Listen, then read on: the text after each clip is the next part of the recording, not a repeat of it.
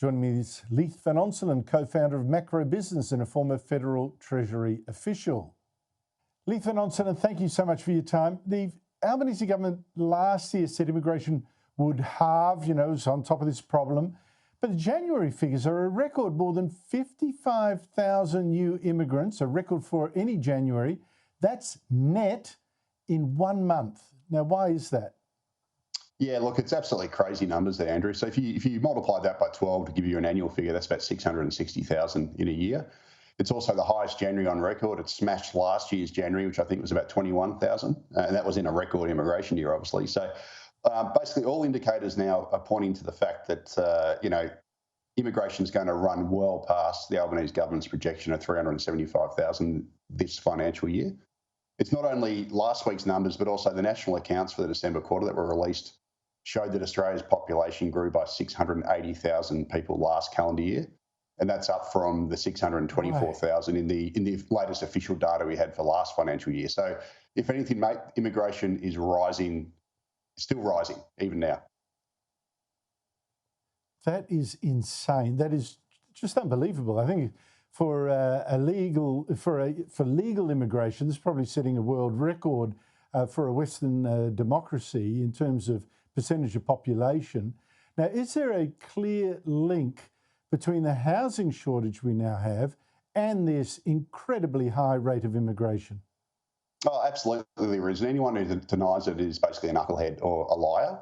So rents fell at the start of the pandemic when immigration turned negative. And obviously we've had rents absolutely explode, up by about 38% since the start of the pandemic after immigration was obviously rebooted to record levels. So, I mentioned before that the population grew by 680,000 last calendar year, according to the ABS. At the same time, ABS data released last week showed that we only added 166,000 net homes to our housing stock. So that means we only added one home per 4.5 new residents last year.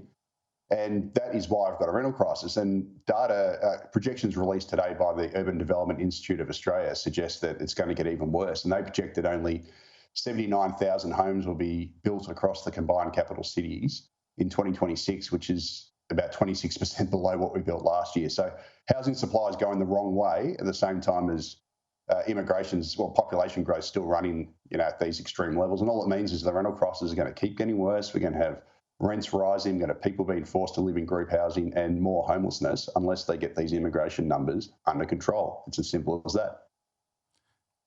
But Leith, let's pretend for a second that the immigration minister really is, swear to God, really is trying to cut our immigration intake. It's not working. What should the government be doing? Oh, look, anyone with a shred of common sense would know that the government should be reducing immigration to a level that is below the nation's ability to build homes and infrastructure. Unfortunately, they're doing the opposite. And I suggest that net overseas migration needs to come down to, at a minimum, below 150,000 a year. I'd prefer more like 120,000 a year.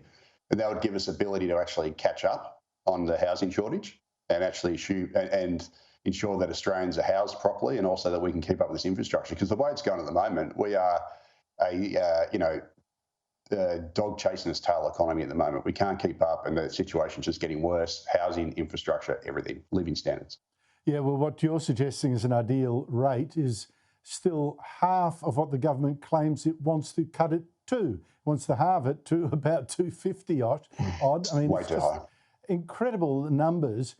Why do you think it isn't doing something effective already to cut immigration? Look, the federal government loves immigration for two reasons. So first of all, it gives it the illusion of growth and that the illusion that the economy has avoided recession. Even though we're all going backwards individually and in per capita terms. The Federal Treasury also loves immigration because it boosts the tax receipts. So the federal government collects about 80% of taxes. It collects all the personal income taxes and company taxes. Those all get juiced by immigration because you've got more people spending and obviously paying taxes. The problem with it is all the costs are then shunted onto the state governments and onto you and I. And so basically immigration's an easy way to grow the economy and federal budget revenues while the costs are deferred onto everyone else. And that's why the federal government keeps running this mad policy. I just find it unbelievable, Leith. I can't wait until it becomes a political issue. And I don't think that's far away now, even though most politicians seem to run from it very, very fast. Leith Van Onselen, thank you so much for your time.